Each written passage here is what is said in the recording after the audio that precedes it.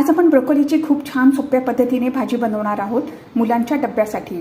Broccoli हा आपल्या आरोग्याच्या दृष्टीने खूप हितावह आहे। रक्तातील शुगर नियंत्रणात राहते, लोह आहे आणि व्हिटॅमिन ए सी भरपूर आहे, प्रथिने आहे आणि कॅन्सरपासून आपला बचाव होतो। आता आपण सर्वप्रथम ब्रोकोलीचे असे छोटे छोटे तुरे कापून घेऊ। ब्रोकोलीची भाजी बनवूया। त्याच्यासाठी मी हे तुरे वाफवून घेतलेले आहेत। पॅन गरम करायला ठेव। पॅनमध्ये बटर मी गरम करून घेतलेलं आहे।